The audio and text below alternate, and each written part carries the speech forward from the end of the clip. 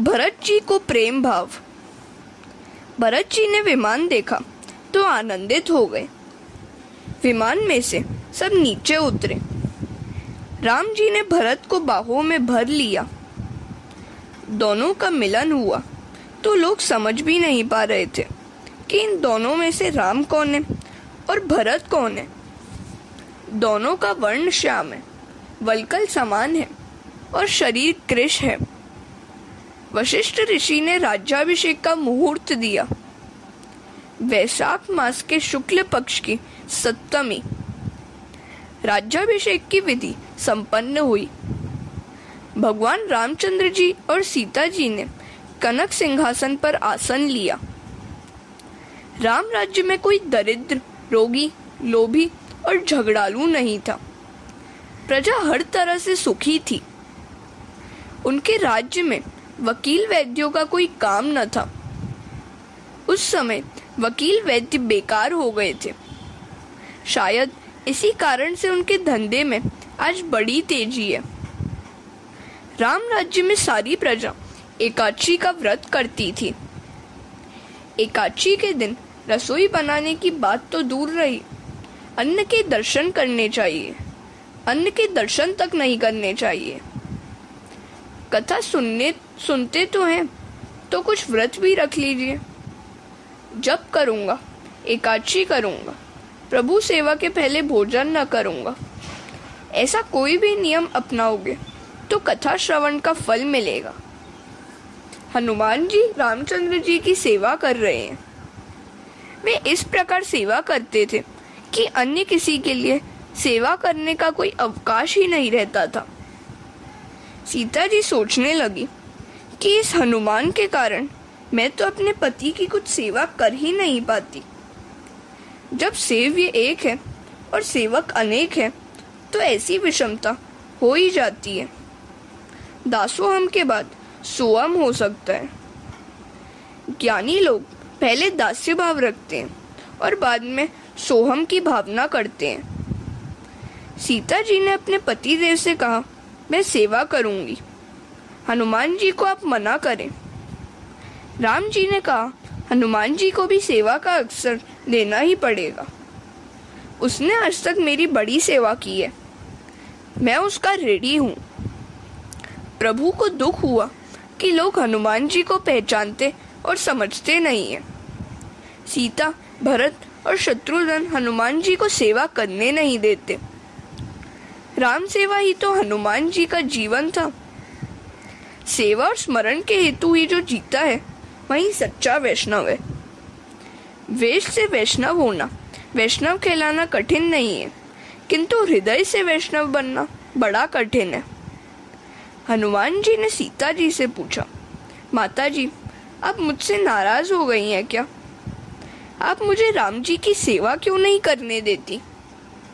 सीता जी ने कहा, कल सेवा का सारा काम बांट दिया गया है और तेरे लिए कोई काम बाकी नहीं रहा है। हनुमान जी ने कहा, एक सेवा बाकी है। राम जमाई लेंगे तो मैं चुटकी बजा दूंगा। जवाई आने पर चुटकी बजनी चाहिए, अन्यथा आयुष्य कम होता है। सीता जी ने कहा, अच्छा तो यह सेवा तू करना। हरे कृष्ण। हनुमान जी आज तक दास्य भाव से राम जी के चरण ही निहारते थे। अब माता जी की आज्ञा के कारण मुखारविंद के दर्शन करने लगे हैं। सीता जी और राम जी यदि बातचीत करना चाहें तो भी बीच में हनुमान जी उपस्थित ही हैं। सारा दिन तो विनोद में निकल गया। रात्रि आई। राम जी के पास हनुमान जी पहले से ही आ गए हैं। सीता ने कहा, हनुमान, अब तुम जा सकते हो। हनुमान जी ने कहा, माता जी, आप ही ने तो मुझे यह सेवा सौंप दी है। प्रभु कब जमाई ले यह कौन जान सकता है, सो मुझे तो यहीं रहना पड़ेगा। सीता जी ने राम जी से कहा, नाथ, अपने सेवक को कब अब बाहर जाने की आज्ञा देंगे? आज्ञा दीजिए। राम जी ने कहा, मैं हनुमान जी को तो कैसे कहूँ, मैं उसका ऋणी हूँ। उसके एक एक उपकार के बदले में मैं अपना प्राण दूं तो भी कम है। प्रभु की ऐसी बात सुनकर सीता जी ने हनुमान जी को बाहर जाने की आज्ञा दी। वे बाहर आकर सोचने लगे। एक सेवा मिली थी, वह भी छीन ली गई। अब सारी रात मैं चुटकी बजाता रहूंगा कि जिससे राम की सेवा हर समय अपने आप ही होती रहे।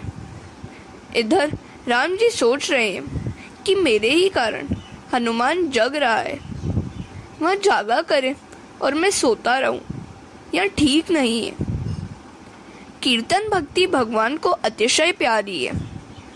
मेरा हनुमान जाग रहा है, मैं अकेला कैसे सो सकता हूँ। मेरे हनुमान को मेरी पत्नी ने बाहर किया है। रघुनाथ जी ने भी युक्ति सोची। वे बार बार जवाई लेने लगे और हनुमान के साथ साथ जागते रहे। सीता जी मन ही मन डर गई। पतिदेव कुछ बोलते नहीं है। वह भागती हुई कौशल्या के पास गई और कहा, माता जी, उनको शायद किसी राक्षस की नजर लग गई है। वशिष्ठ जी को बुलाया गया। वे समझ गए कि भगवान के किसी लाडले भक्त का आज अपमान हुआ है। भक्त के दुख से भगवान दुखी हो रहे हैं। वशिष्ठ जी ने सीता जी से पूछा, आज का सारा दिन कैसे बीता था? कुछ गड़बड़ तो नहीं हुई थी? सीता जी ने कहा, हनुमान जी से सेवा भार छीन लिए जाने के कारण यह सब हुआ और प्रभु ने ठीक से भोजन तक नहीं किया। उन्होंने हनुमान जी की चुटकी बजाने की सेवा की बात भी बताई। सभी राम के आवास में आए। वहां हनुमान जी नाचते हुए राम नाम का जप कर रहे थे। वशिष्ठ जी ने कहा, महाराज, कीर्तन करो किंतु चुटकी मत बजाओ। वैसा करने से राम जी को जम्हाई आएगी। जगत राम के अधीन है और राम आपके अधीन, तो वैसे आप कौन है? हनुमान जी ने कहा, देह बुद्धि से मैं राम का दास हूँ, जीव बुद्धि से राम का अंग हूँ। आत्मदृष्टि से सोचो तब हम एक है। मुझ में और राम में कोई भेद नहीं है। भक्त और भगवान एक है। हरे कृष्ण। ब्रह्म का ज्ञाता ब्रह्म से अलग नहीं रह सकता। ब्रह्मविद ब्रह्मैव भवति। रामायण की कथा करुण रस प्रधान है। बालकांड के सिवाय अन्य सभी कांड आंसुओं से भरे हुए हैं। रामायण समाप्त होने पर वाल्मीकि जी सोचने लगे कि उसमें तो बस करुण रस है। अतः उन्होंने बाद में आनंद रामायण की रचना की। उसमें शोकपूर्ण प्रसंग नहीं है। महापुरुषों ने तो यहाँ तक कहा है, हे सीते, हे देवी, इस जगत में आप क्यों आई? यह जगत आपके लिए अपात्र था। रामचंद्र जी का चरित्र दिव्य है। रामचंद्र जी की भांति मर्यादा पालन, माता पिता की सेवा, एक पत्नी व्रत, भ्रातृ प्रेम आदि होने पर ही राम मिल पाते हैं। राम मिले तो आराम मिले। राम के बिना आराम शक्य नहीं है। रामायण का एक एक पात्र आदर्श है।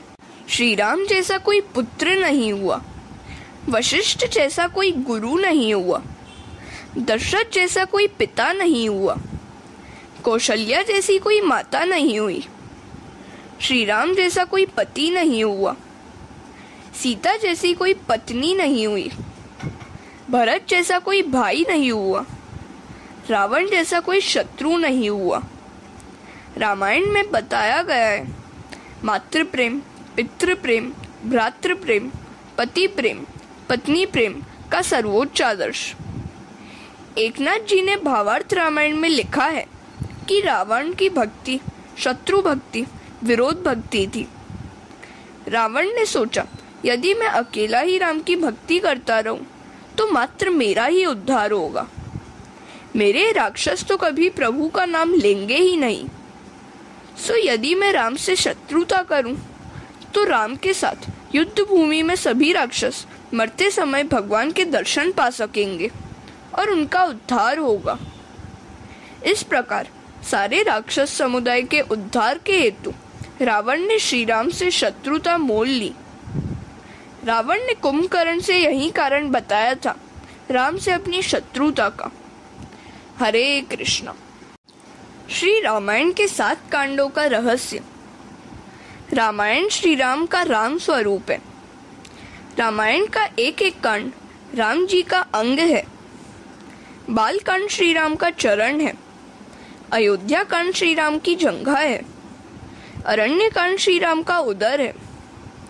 किष्किंधा कांड श्री राम का हृदय है। सुंदर कांड श्री राम का कंठ है। लंका कांड श्री राम का मुख है। उत्तर कांड श्री राम का मस्तक है। श्री राम का नाम स्वरूप रामायण ग्रंथ जीवमात्र का उद्धारक है। रामचंद्र जी जब भी इस पृथ्वी पर साक्षात अवतरित होते हैं तभी अनेक जीवों का उद्धार होता है। इतना ही नहीं, जब वे प्रत्यक्ष विद्यमान नहीं होते तब रामायण अनेक जीवों का उद्धार करती है। श्री राम ने तो कुछ ही जीवों का उद्धार किया था, जबकि रामायण ने तो अनगिनत जीवों का उद्धार किया है। रामायण तो अब भी कई जीवों को प्रभु के मार्ग की ओर ले जा रही है। अनेकों का कल्याण उसने किया है, कर रही है और करती रहेगी। सो एक दृष्टि से हम रामायण को राम से श्रेष्ठ कहें तो कोई आपत्ति नहीं है। रामचरित मार्गदर्शक है। रामायण से सभी को सीख मिलती है। अपना मन कैसा है यह जानना है तो रामायण पढ़ो। रामायण का मनन करने से उसमें अपना मन दिखाई देगा। रामायण मनोमालिन्य का दर्पण है, जिसका अधिकतर समय निद्रा और आलस्य में बीत जाता है, वह कुंभकर्ण है। पर स्त्री का काम भाव से चिंतन करने वाला व्यक्ति रावण है। रावण अर्थात काम रुलाता है। काम ही दुखदाता है। जो रुलाता है वह रावण है। परमानंद में झुलाने वाले राम है। रामायण के 7 कांड है। उन सभी की कथा ऊपर संक्षिप्त में कह दी गई है। अब उसका आध्यात्मिक रहस्य देखना है। इसके 7 कांड मनुष्य की उन्नति के 7 सोपान है। एकनाथ महाराज ने कहा है कि कांड विशेष के नामों का भी रहस्य है। प्रथम कांड बाल कांड है। बालक जैसे निर्दोष बनोगे तो राम को प्रिय लगोगे। बालक प्रभु को प्रिय है, कारण कि बालक निराभिमानी होते हैं। उनमें छल कपट नहीं होता। विद्या, धन और प्रतिष्ठा बढ़ने पर भी अपना हृदय बालक सा निर्दोष और भोला भाला ही बनाए रखना। बालकांड निर्दोष कांड है। राम किसे मिलते हैं? जो बालक जैसा निर्दोष बन पाता है उसे ही। बालक जैसे निर्दोष और निर्विकारी बनने का प्रयत्न करो। आंखों के द्वारा दोष मन में प्रविष्ट होता है, सो दृष्टि पर अंकुश रखोगे तो जीवन निर्दोष बनेगा। जैसी दृष्टि वैसी सृष्टि। सृष्टि किसी को सुखरूप लगती है तो किसी को दुखरूप। सृष्टि में वैसे तो कोई सुख भी नहीं है और दुख भी नहीं है। सुख और दुख तो अपनी दृष्टि में ही होता है। इसी कारण से तो भगवान शंकराचार्य संसार को अनिर्वचनीय मानते हैं। वह वर्णन से परे है। बालक जैसी निर्दोष निर्विकारी दृष्टि रखोगे तो राम के स्वरूप को पहचान सकोगे। जीवन में सरलता आती है संयम से, ब्रह्मचर्य से। जीव मानापमान को भूल जाए तो जीवन में सरलता आ जाए। बालक के समान निर्मोही और निर्विकारी बने तो तुम्हारा शरीर अयोध्या बने। जहाँ युद्ध, वैर, ईर्ष्या नहीं है वही अयोध्या है। हरे कृष्णा। बाल कांड के बाद अयोध्या कांड है। अयोध्या कांड मनुष्य को निर्विकार बनाता है। जब जीव भक्ति रूपी सरयू नदी के किनारे हमेशा निवास करता है तभी मनुष्य निर्विकार बनता है। भक्ति अर्थात प्रेम है। अयोध्या कांड प्रेम प्रदान करता है। राम का भरत प्रेम, राम का सौतेली माता से प्रेम आदि सब इसी कांड में है। राम की निर्विकारता यहीं दिखाई देती है। आनंद रामायण में प्रत्येक कांड की भिन्न भिन्न फलश्रुति बताई गई है। जो अयोध्या कांड का पाठ करता है उसका घर अयोध्या बनता है।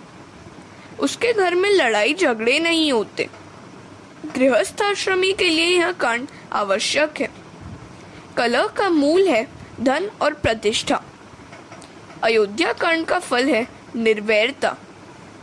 शास्त्र कहता है कि सबसे पहले तो अपने घर के ही सभी व्यक्तियों से भगवत भाव रखना चाहिए। जो अपने बंधु आदि में प्रभु को देख नहीं पाता है उसे मंदिर में भगवान कैसे दिखेंगे। जगत का सर्जन करने के बाद उसकी प्रत्येक वस्तु में भगवान ने वास किया है। जब कैकेयी ने कहा कि उसने भरत को राज्य दिया है तो राम ने वन जाते हुए कहा था, माता, यदि मेरा भाई इसी में सुख पा सकता है तो मुझे वनवास स्वीकार्य है। मेरी तो यही भावना है कि मेरा भाई सुखी हो। जो भाई में भगवान को देख नहीं पाता उसे मंदिर में भी भगवान दिखाई नहीं देते। मूर्तिवासी भगवान हमारे लिए दौड़ते हुए नहीं आते, फिर भी उसमें भगवत भाव स्थिर करना है। किंतु सजीव देव कुटुंबी जन से जो प्रभु सा भाव जोड़ नहीं पाता है वह पत्थर की मूर्ति से देवत्व का भाव कैसे जोड़ पाएगा।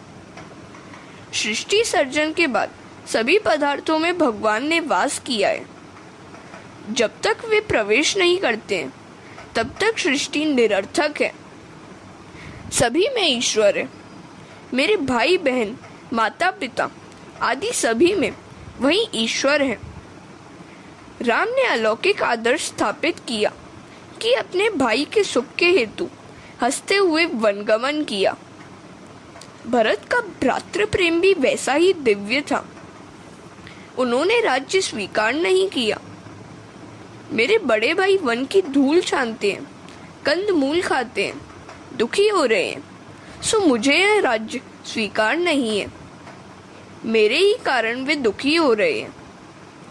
अयोध्या कांड के पठन से लड़ाई झगड़े मिट जाते हैं। जीवन को विशुद्ध प्रेममय बनाओ। हरे कृष्ण। अयोध्या कांड के बाद आता है अरण्य कांड। वह निर्वासन बनाता है। निर्वैर होने के बाद भी वासना सताती है। इस अरण्य कांड के मनन से वासना निर्मूल होगी। अरण्यवास करके तप किए बिना जीवन में दिव्यता नहीं आ पाती। रामचंद्र जी ने राजा होते हुए भी सीता जी के साथ वनवास किया और तपश्चर्या भी की। तप करने के बाद राम राजा बने। जिसने पहले तपश्चर्या की होगी भोगोपभोग के प्रसंग में संयम और सावधानी से काम लेगा। सभी महान व्यक्तियों ने अरण्यवास किया था। महाप्रभु जी ने खुले पांव ही भारत की यात्रा की थी। वे 2 से अधिक वस्त्र तक नहीं रखते थे। जीवन में तपश्चर्या जरूरी है। वनवास के बिना जीवन में सुवास आ नहीं पाता।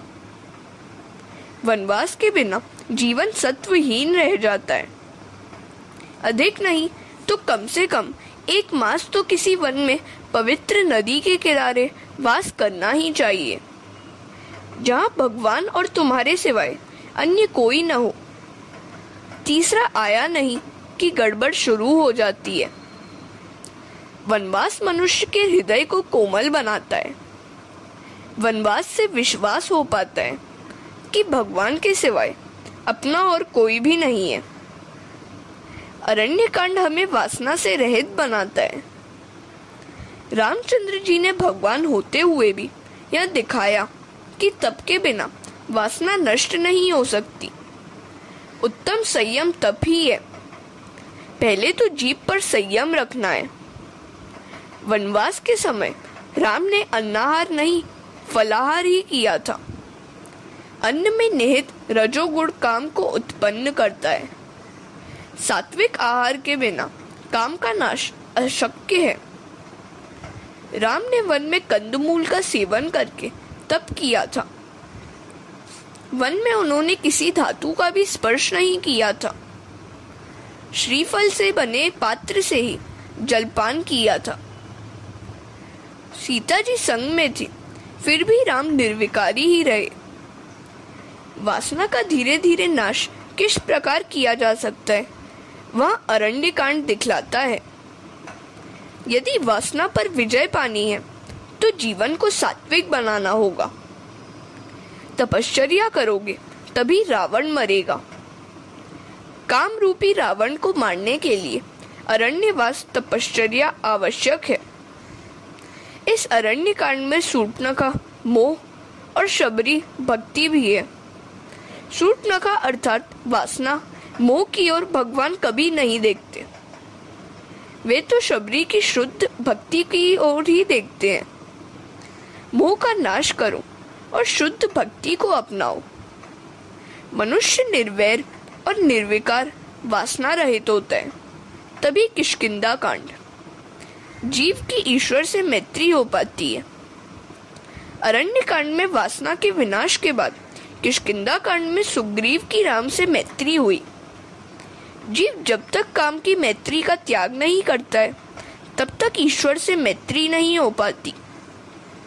इस किष्किंधा कांड में सुग्रीव और राम अर्थात जीव और भगवान की मैत्री का वर्णन है।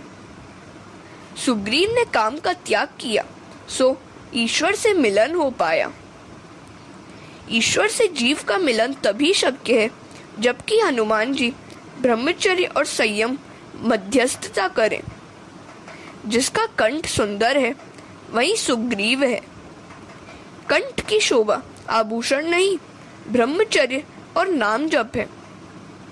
ईश्वर और जीव की मैत्री हनुमान जी अर्थात ब्रह्मचर्य पर ही आधारित है। हनुमान जी ब्रह्मचर्य और संयम के प्रतीक हैं। जिसका कंठ सुंदर है उसी की राम से मैत्री होती है, किंतु सुग्रीव अकेला कुछ नहीं कर पाता। उसे हनुमान जी रूपी ब्रह्मचर्य का सहयोग भी आवश्यक है। ब्रह्मचर्य की शक्ति के बिना भजन से आनंद नहीं मिल सकता, क्योंकि एकाग्रता नहीं हो पाती। हनुमान ब्रह्मचर्य की सहायता के बिना राम जी से मैत्री नहीं हो पाती। सुग्रीव को हनुमान के कारण ही राम जी अपनाते हैं। हरे कृष्ण। सुंदरकांड। ईश्वर से मैत्री हुई सो जीव का जीवन सुंदर हो गया। सो किष्किंधा कांड के बाद आया है सुंदरकांड। जब तक जीव प्रभु से मैत्री करता नहीं है तब तक उसका जीवन सुधर नहीं पाता। किष्किंधा कांड के बाद आया हुआ सुंदरकांड सचमुच ही सुंदर है। इसमें राम भक्त हनुमान जी की कथा वर्णित है। भागवत के दशम स्कंद की भांति यह सुंदरकांड भी बड़ा रोचक है। भागवत में जो स्थान दशम स्कंद का है वही स्थान रामायण में सुंदरकांड का है। सुंदरकांड में हनुमान जी को सीता जी के दर्शन हुए। सीता जी पराभक्ति है, किंतु उनका दर्शन कब हो सकता है? जिसका जीवन सुंदर बन पाता है उसी को सीता जी मतलब पराभक्ति का दर्शन हो सकता है। संसार समुद्र को पार करने वाले कोई सीता जी का दर्शन हो पाता है। अकेले हनुमान जी ही संसार समुद्र को पार करते हैं। ब्रह्मचर्य और राम नाम के प्रताप से उनमें दिव्य शक्ति का संचार हुआ। उनके सिवाय और कोई भी इस समुद्र को पार नहीं कर सका। ब्रह्मचर्य और राम नाम ने ही उन्हें अपार शक्ति दी। समुद्र पार करते समय मार्ग में सुरसा बाधा डालने आ धमकती है। सुरसा सताती है। अच्छे रस ही सुरसा है। सुरसा नई थी। नए नए रस की वासना रखने वाली जीव ही सुरसा है। सुरसा को हनुमान जी संयम नष्ट करते हैं। जो संसार सागर को पार करने का इच्छुक है उसे जीव को वश में करना पड़ेगा। स्वाद वासना को मारना पड़ेगा। जीवन को यदि सुंदर बनाना है तो उसे भक्तिमय बनाओ। सीता जी पराभक्ति हैं। जहाँ पराभक्ति हो वहाँ शोक नहीं रह पाता। सो सीता का जहाँ वास है वहीं अशोक वन है। ब्रह्म दृष्टि की सिद्धि होने पर शोक नहीं रह पाता, वहीं अशोक वन है। लंका कांड। जीवन भक्तिपूर्ण और सुंदर हो जाने पर लंका कांड में राक्षसों का नाश हुआ। राक्षस मरते हैं तो काम भी मरता है, क्रोध भी नष्ट होता है। भक्ति देवी के दर्शन से जीवन सुंदर हो गया। लंका कांड का रावण ही काम है जो नष्ट हो गया। भक्ति से परिपूर्ण होने पर जीवन सुंदर बनता है। जो काम को मार सकता है वह काल को भी मार सकता है। जैसे काम मारता है उसे काल भी मारता है। लंका शब्द के अक्षरों को आगे पीछे करने से होगा कालम। काल सभी को मारता है, किंतु हनुमान जी उसे भी मारते हैं। वे लंका को अर्थात काल को जलाते हैं। हनुमान जी को काल मार नहीं सकता, क्योंकि वे ब्रह्मचर्य का पालन करते हैं और पराभक्ति का दर्शन करते हैं। उत्तरकांड। तुलसीदास जी ने इस कांड में सब कुछ भर दिया है। इस कांड में मुक्ति मिलेगी।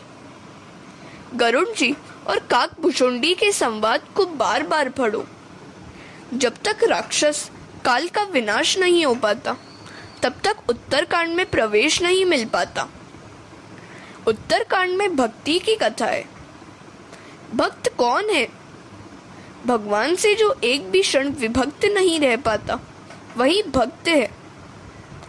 पूर्वार्ध में जो रावण को मारता है उसी का उत्तरकांड सुंदर बनता है।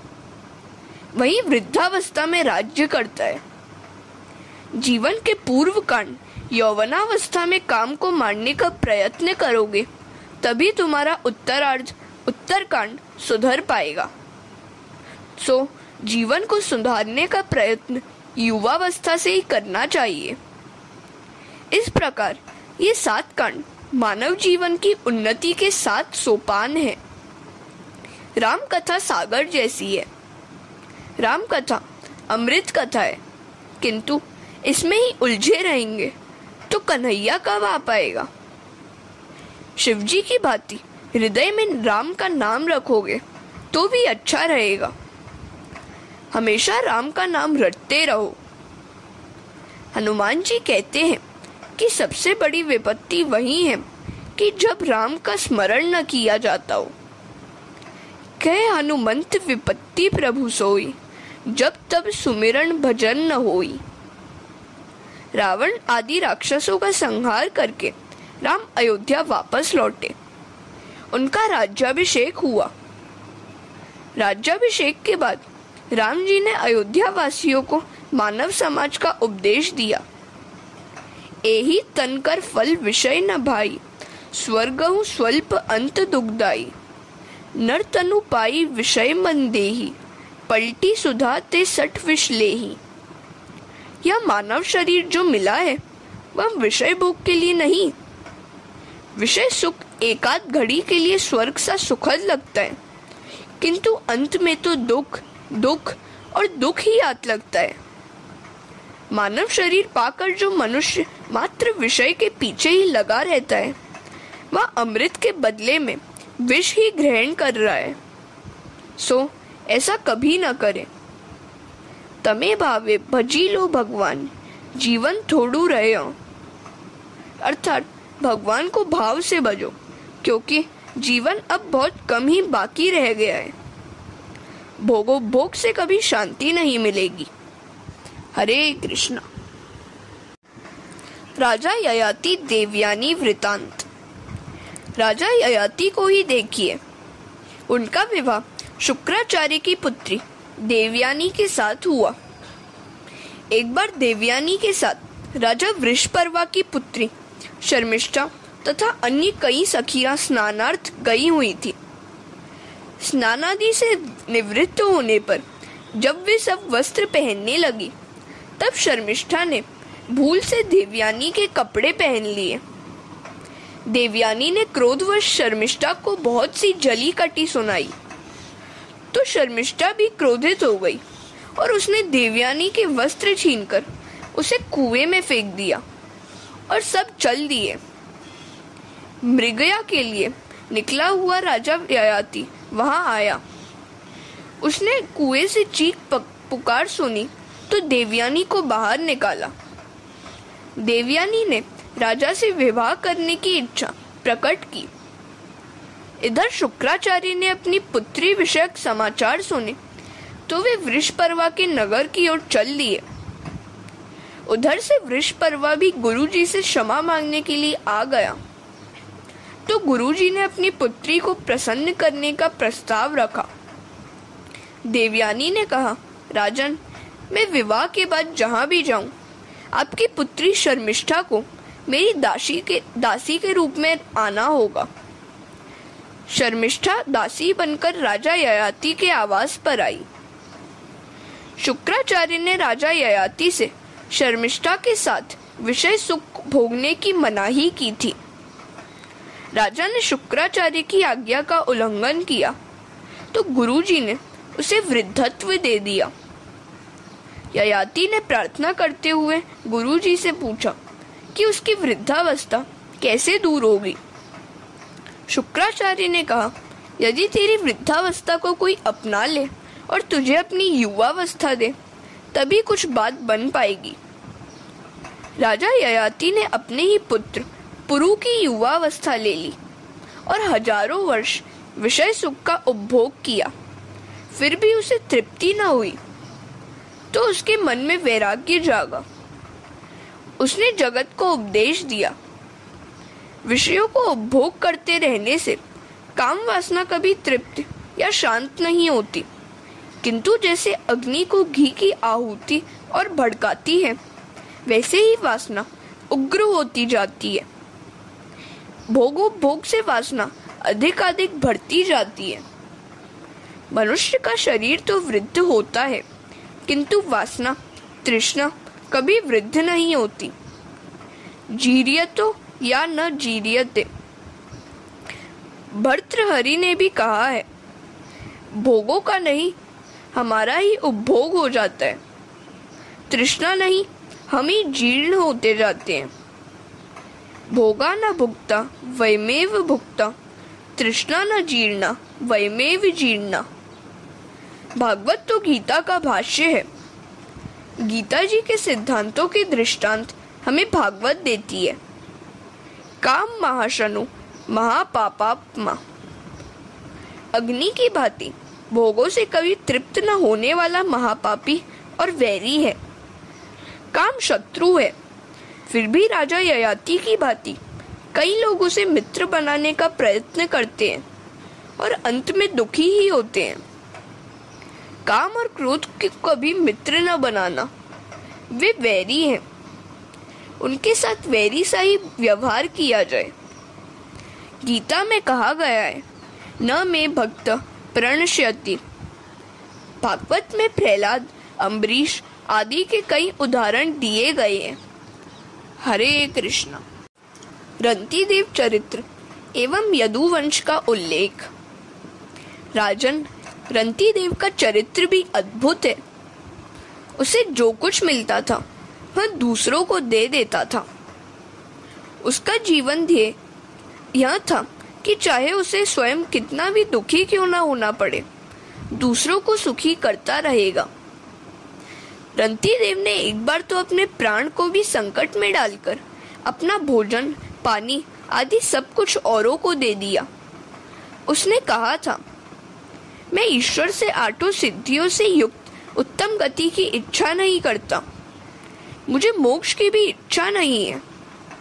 मेरी तो मात्र इतनी ही इच्छा है कि मैं सभी प्राणियों के हृदय में बस जाऊं, उन सभी के दुख मैं ही झेलूं, जिससे उनको दुख न भुगतने पड़े। मेरी तो बस यही इच्छा है कि सभी प्राणी दुख मुक्त हो जाएं और उनका दुख मैं झेलूं। अंत में यदुराज के वंश का वर्णन है। यदुराज का वंश दिव्य है इसी वंश में श्री कृष्ण ने जन्म लिया था। राजन, सावधान हो जाओ। इस वंश की कथा का जो भी श्रवण करेगा उनके वंश की वृद्धि होगी। यह हरि वंश की कथा है। आहुक के यहाँ 2 पुत्र हुए, देवक और उग्रसेन। देवक ने 7 कन्याओं का विवाह वसुदेव के साथ किया। वसुदेव देवकी के यहाँ 6 बालक हुए। रोहिणी से 7वीं संतान हुई बलराम, और 8वीं संतान के रूप में जन्म लिया भगवान श्री कृष्ण ने। परमात्मा जब पृथ्वी पर आते हैं तब भार तो बहुत उठाना पड़ता है, किंतु वे धर्म की संस्थापना और अधर्म के नाश के हेतु अवतार लेते हैं। भगवान श्री कृष्ण 14 वर्ष मथुरा में रहे और द्वारिका में वास किया। वे द्वारिकानाथ बने। पृथ्वी पर से अधर्म का भाव दूर करने के लिए उन्होंने पांडव कौरवों के युद्ध का आयोजन किया। इस प्रकार नवम स्कंद की समाप्ति में संक्षिप्त कृष्ण कथा कही गई है। हरे राम राम राम हरे हरे, हरे कृष्ण कृष्ण कृष्ण हरे हरे। नवम स्कंद समाप्त।